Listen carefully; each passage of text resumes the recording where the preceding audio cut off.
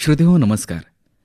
सांगली मिरज कुपवाड शहर महापालिका क्षेत्रातील मूलभूत प्रशासकीय सुधारणा या विषयावरील ध्वनिमुद्रित फोन इन कार्यक्रमात श्रोत्यांच्या प्रश्नांना महापालिका आयुक्त शुभम गुप्ता यांनी दिलेली उत्तरं आणि त्यांच्याशी श्रीनिवास जरंडीकर यांनी केलेली बातचीत आपण ऐकत आहोत. कालच्या भागात शहरातील काही मूलभूत समस्यांच्या विषयी आयुक्तांनी नागरिकांना दिलेल्या काही प्रश्नांची उत्तरं आपण जाणून घेतलीत. त्याविषयी महानगरपालिकेनं केलेल्या विविध उपाययोजना आणि त्याची अंमलबजावणी याची माहिती आयुक्तांनी यावेळी दिली. आज याच कार्यक्रमाचा दुसरा आणि अंतिम भाग आता प्रसारित करीत आहोत.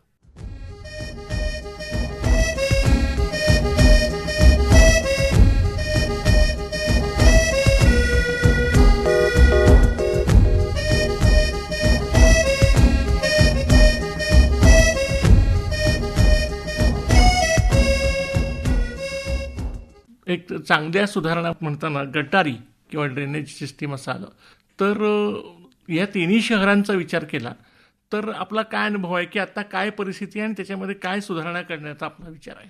आता ड्रेनेजचं बघितलं तर अंडरग्राऊंड ड्रेनेजमध्ये बऱ्यापैकी तिन्ही शहराचं काम चालू आहे. तर निधीची कमतरता तशी तर नाही आहे, पण तिन्ही शहराचे काम अपूर्ण आहे. आणि अनफॉर्च्युनेटली आपले सांगली शहरात 12 वर्ष, मिरज शहरात अजून जास्त आणि एवढी कालावधी झाल्यानंतर सुद्धा आपल्या ड्रेनेजची योजना अजून अपूर्ण आहे. ते थोडंसं विचार गंभीर बाब आहे. तर त्यासाठी आत्ता आपण म्हणजे मी स्वतः प्रत्येक 15 दिवसांनी एक मीटिंग घेतो आणि एन्श्युअर करतो की जे पण आपले लँड ॲक्विजिशन भूसंपादनचे इश्यू असतील किंवा आपल्याला इतर शासकीय यंत्रणाचे परमिशनचे इश्यू असतील ते सर्व इश्यू मार्गे लागले पाहिजे. आत्ता बऱ्यापैकी 99% सर्व इश्यूज मागे लागले आहेत.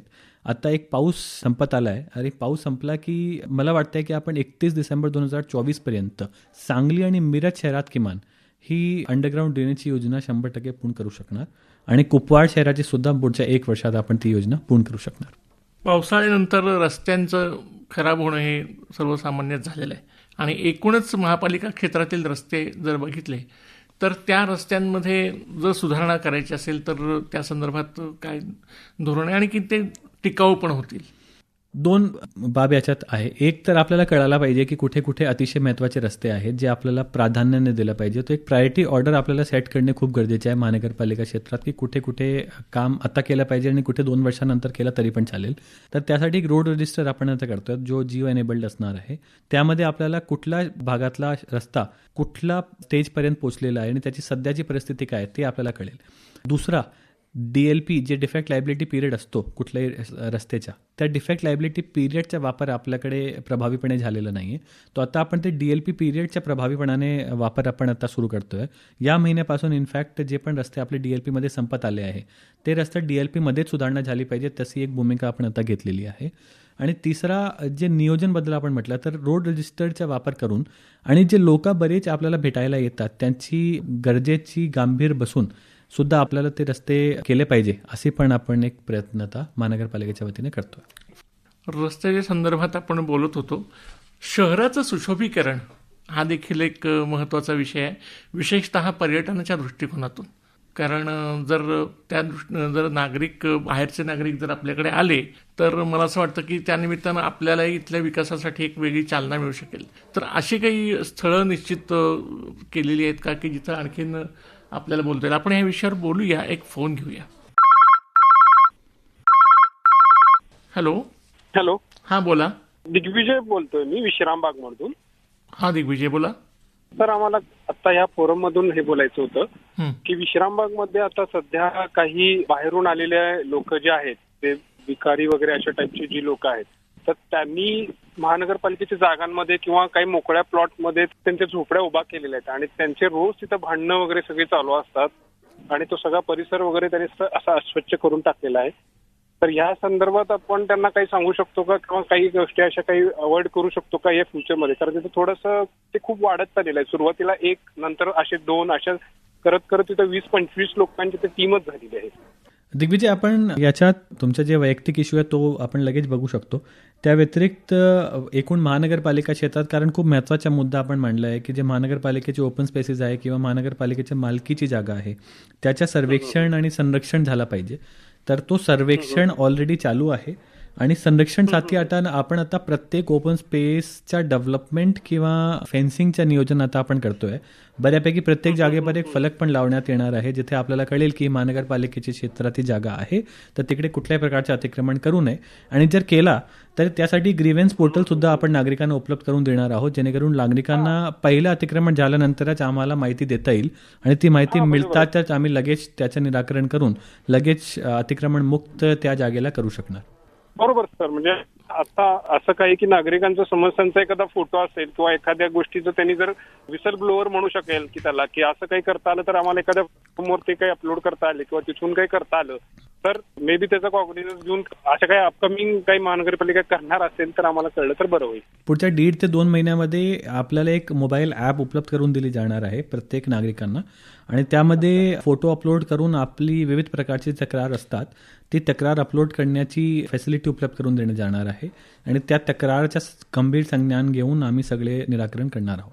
हा दिग्विजय, आपण विश्रामबाग म्हणालात, तो नेमका विश्रामबाग आता तसा बराच मोठा परिसर होतोय, तर नेमकं कुठं? मी सिग्नल म्हणेन, मी सिग्नल जो विश्रामबागचा सिग्नल आहे ना, ICICI बँक आहे आणि त्याच्या समोरचा एरिया आहे किंवा तिथं पुढे एक स्टॉप आहे, बस स्टॉप आहे, त्या बस स्टॉप मध्ये काही रूम्स अशा मोकळ्या पडलेल्या असतात तिथं म्हणा, किंवा त्याच्या पाठीमागचा एरिया हा सगळा खूप घाण आणि गलिच्छ झालेला आहे सर. ठीक आहे, आम्ही बघून घेतो. धन्यवाद आपण फोन केल्याबद्दल.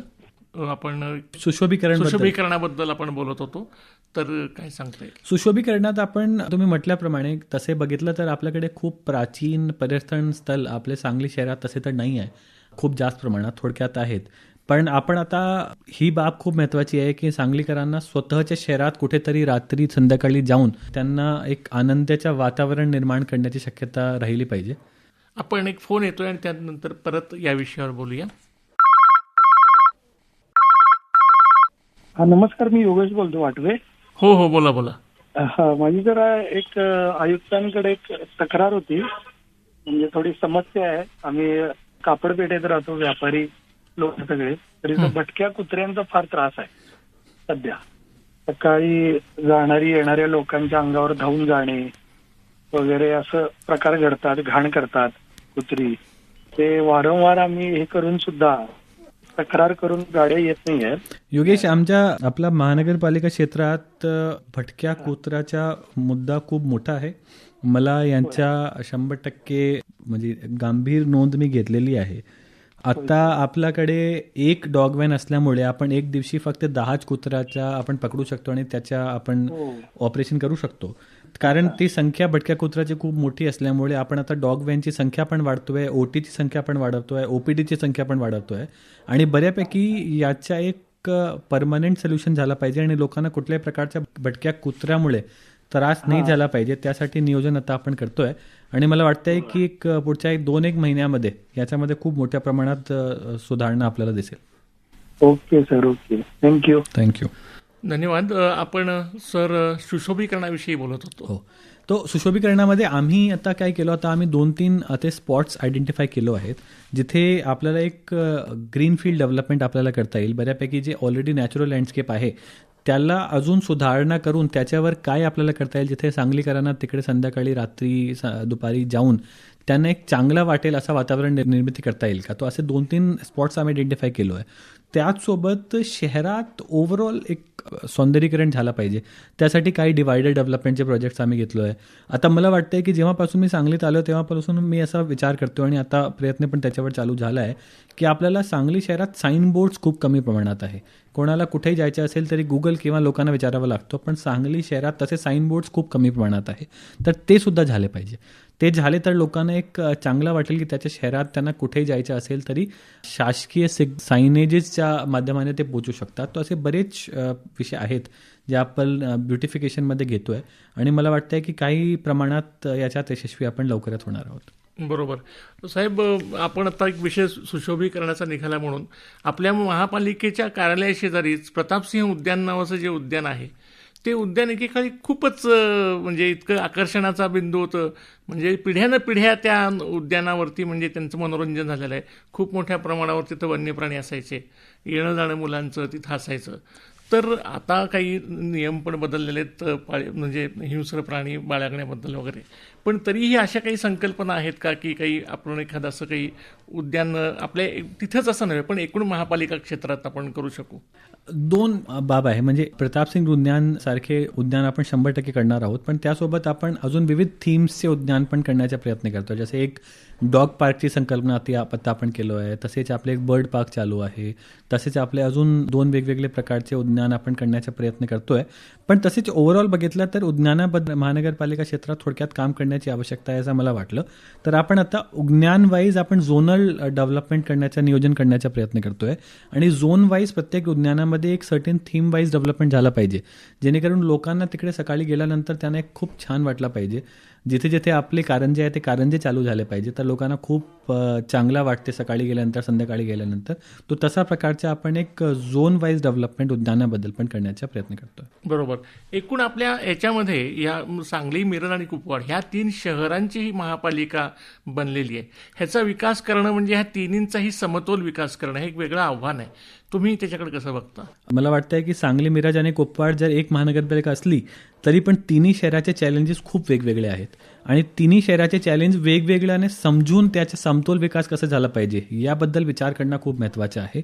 आणि तसाच विचार आता आम्ही करतो. जसं मी मगाशी म्हणालो की स्वच्छतेमध्ये मिरजमध्ये थोडी यंत्रणा कमी पडते अशी आम्हाला जाणीव आहे, तर तिथे यंत्रणा वाढवली पाहिजे. आणि कदाचित बघितलं तर मिरजमध्ये रस्ते वेगळे प्रकारचे आहे, लोकेशन्स वेगळे प्रकारचे आहे, तर तिकडे कचऱ्याच्या गाड्याच्या म्हणजे साईज पण वेगळ्या प्रकारच्या उपलब्ध करून दिलं पाहिजे. तर खूप कस्टमाइज प्रकारे आम्हाला ते चॅलेंजेसच्या समोर जावं लागणार आहे आणि आता महानगरपालिकेची यंत्रणा त्याबद्दल सज्ज आहे आणि मला वाटतंय की खूप कमी वेळेत खूप चांगला परिवर्तन लोकांना दिसेल असा प्रयत्न आम्ही आमच्याकडनं करतोय. जन्म मृत्यूचे दाखले हा एक लोकांच्या अत्यंत निगडीत असा विषय आहे. तर ते असतील किंवा आणखीन काही दाखले असतील महापालिकेकडून देणारे, त्याच्यामध्ये सुटसुटीतपणा यावा, आणखीन ते लोकांना जलद गतीने मिळावेत, यासाठी काही नियोजन आपलं आहे का? आपण याविषयी बोलूया, पण दरम्यान एक फोन येतोय, तो फोन घेऊया. हॅलो, बोला. आपण आपलं नाव सांगा आणि आपला काय प्रश्न आहे तो विचारा. सर, मी राजेंद्र महादेव व्हायचं बोलतोय मिरजेहून. आम्ही एक आवास योजनेचा लाभ घेतला होता सर, आणि 2च हप्त्याला 3रा हप्ता अजून आले नाही. त्याचं जरा विचारायचं होतं सर. कमीत कमी 100 लोक आपल्या मिरजेत आहेत, त्यांचे 3रा हप्ता सोडलाच नाही अजून. त्यासाठी तुमचे घरकुल पूर्ण झाले का? घरकुल पूर्ण झाले आणि आपलं जामखंड्यांकडच 120 बीट मध्ये आमचं 26वा नंबर आहे आणि हे समस्याचा 1.5-2 वर्ष झाला, अजून हप्ताच येणार. याच विषयाच्या अनुषंगानं आणखीन एक फोन आलेला आहे, बघूया ते काय म्हणतायत. मिरजेतनं दिलीप गोंधळी बोलतोय. हा, बोला गोंधळी. ते प्रधानमंत्री आवास योजनेचा आम्हाला लाभ मिळाला आहे, पण तो आता 2 हप्ते मिळाले, त्याच्यानंतर 2 वर्ष काय आम्हाला 3रा हप्ता अजून मिळालेला नाही आहे. हो, तर आपले जे एवढे पण प्रधानमंत्री आवास योजना अंतर्गतचे घरकुलं होते त्याच्यामध्ये थोडक्यात केंद्र शासनाची किंवा राज्य शासनाची एक टप्प्याची निधी यायला शिल्लक राहिली होती, पण त्याचा पाठपुरावा आम्ही करतोय. आणि जे असे आपले जे विषय आहेत त्याबद्दल त्याप्रमाणचे जेवढे पण विषय आहेत त्याच्यामध्ये आम्ही आता मोहीम स्वरूपात आपल्या सगळ्यांना ते पैसे मिळाले पाहिजे त्याची मोहीम आम्ही घेतोय आणि खूप लवकर आपल्याला ते पैसे आपल्या अकाउंटमध्ये दिसतील. थँक्यू सर, एवढा आम्हाला सल्ला दिल्याबद्दल. धन्यवाद. दाखल्यांबद्दल आपण बोलत होतो.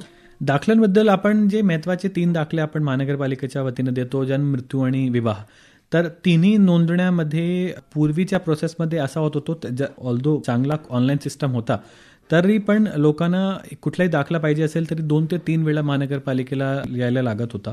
तर आता आपण त्यामध्ये थोडक्यात बदल करून असा करतोय की अर्ज करणे आणि जिथे पण गरज असेल विवाह सोडून बाकीचे नोंदण्यामध्ये तिकडे कुठल्याही लाभार्थ्यांना किंवा अर्जदारांना येण्याची गरज नाही. ते घरी बसून अर्ज करू शकतात आणि जर त्यांना फक्त ऑनलाईन कॉपी पाहिजे तरी मोफत फक्त शासकीय शुल्क वरून आपण त्यांना घरपोच ते दाखला देऊ शकतो.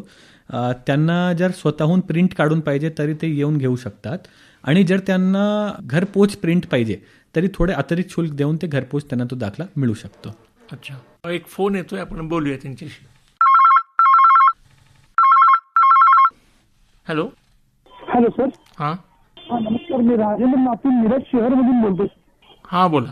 मला एक अशा गोष्टीवर तुम्हाला भाष्य करायचं होतं तुमच्याबरोबर. मिरज शहरामध्ये पार्किंगच्या पट्ट्याविषयी बरेचसे घोळ उपलब्ध आहेत. बऱ्याच ठिकाणी पार्किंगचे पट्टे मारलेले नाही आहेत.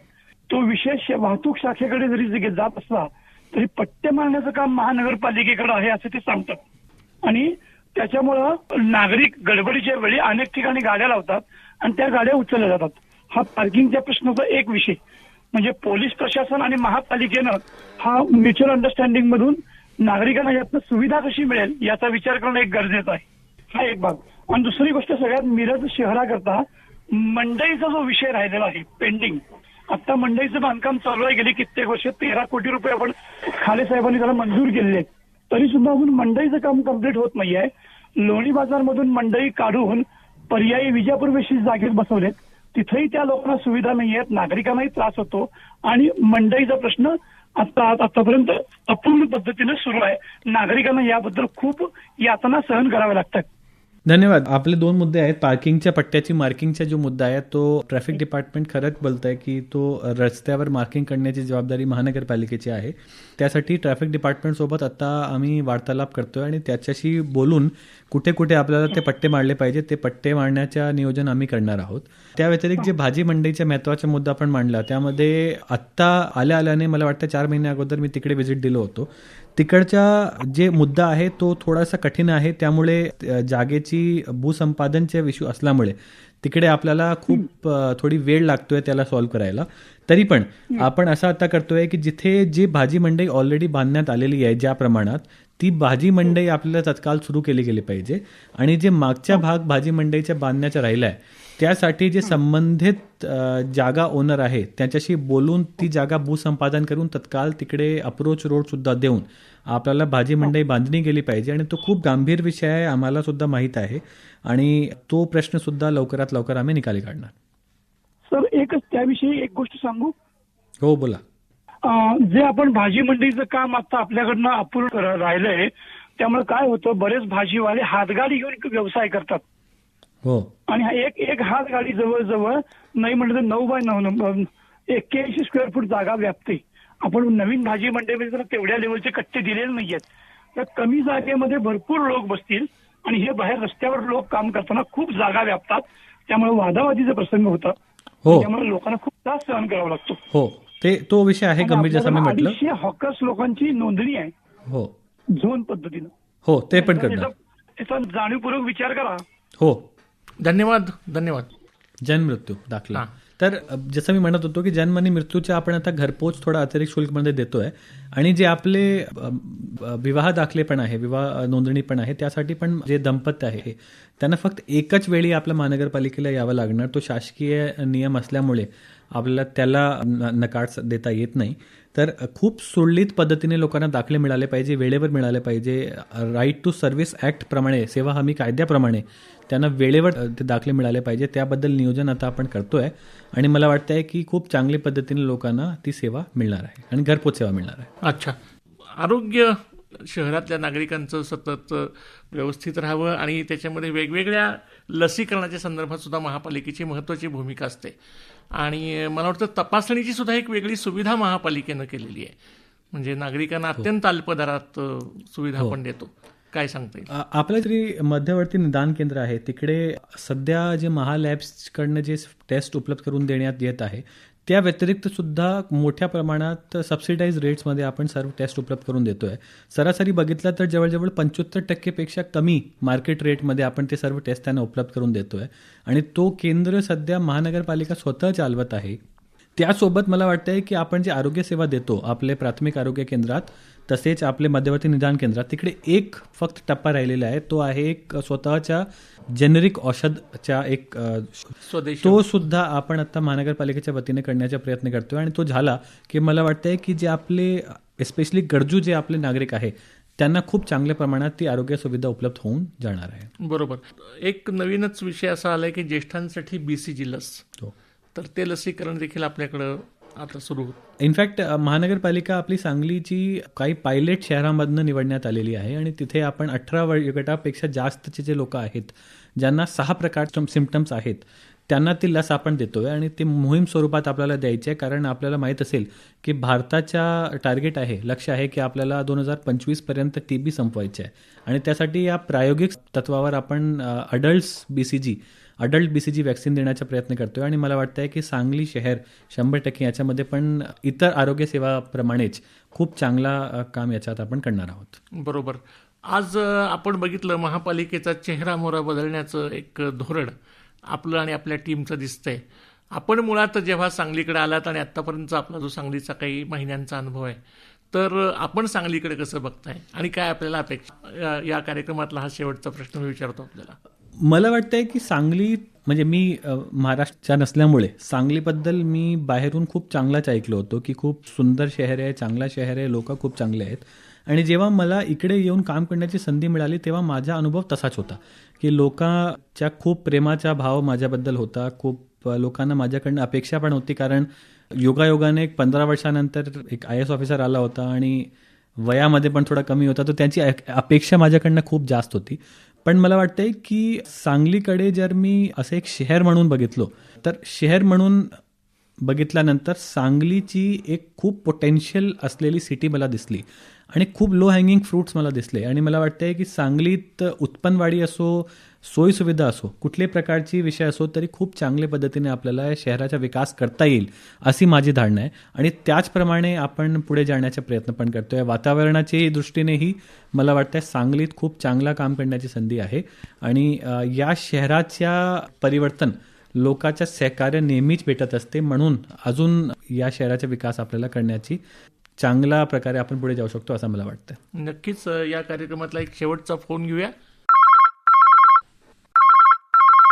हॅलो, बोला. हा, नमस्कार सर. मी 100 फुटी सांगलीमधून बोलतेय, डीमार्टच्या परिसरामधून. मला गुप्ता साहेबांना एक प्रश्न विचारायचा होता. हो, बोला. स्वच्छतेच्या दृष्टीमधून जर बघितलं तर ओला कचरा आणि सुका कचरा वेगळा करून त्याच्या बकेट वेगळ्या दिल्या जाणार होत्या. त्याच्यासाठी सर्वेक्षण करून प्लेट लावून गेलेत घरी.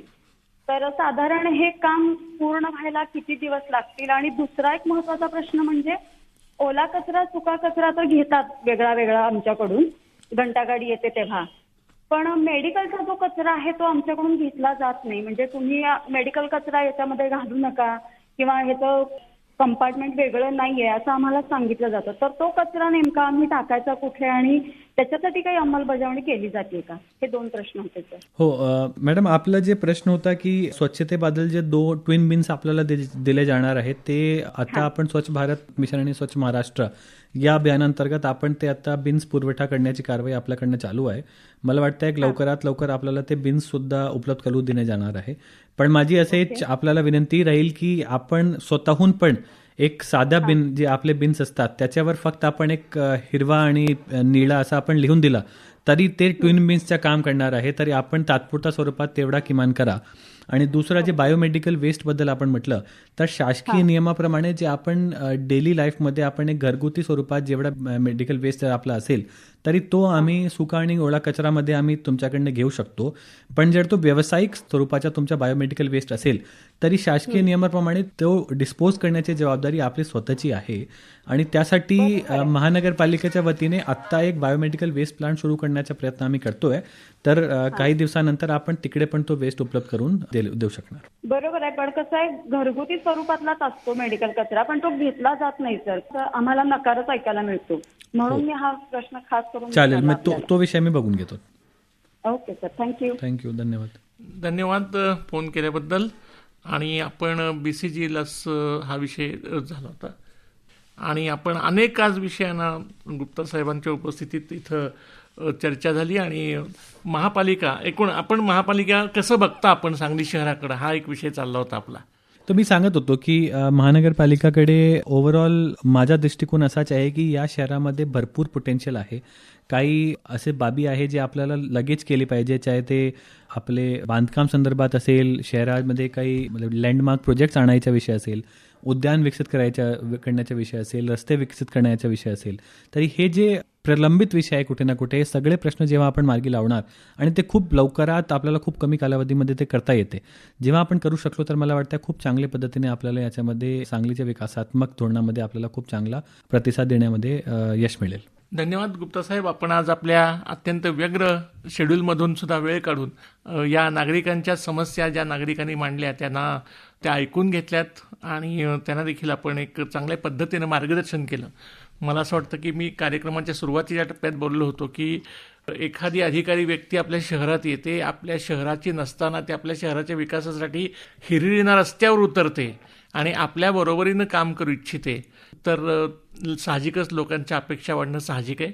आणि त्यामुळंच मला असं वाटतं की ही जी जबाबदारी वाढलेली आहे आपली ते निश्चितपणानं आपण त्याला न्याय द्याल आणि सांगलीकरांचा दुवा मिळवाल. आपण इथे आलात आणि या कार्यक्रमात सहभाग घेतलात त्याबद्दल मी आकाशवाणीच्या आमच्या असंख्य श्रोत्यांच्या वतीनं आपले आभार मानतो. आणि श्रोत्यांची अपेक्षा करायची अशी असेल की पुन्हा एकदा फोन इन व्हावा आणि तो लाईव्ह व्हावा. तर हा योगी कसा येतोय ते आपण पाहूया. धन्यवाद. खूप खूप धन्यवाद आपला आणि सर्व सांगलीकरांचा. धन्यवाद.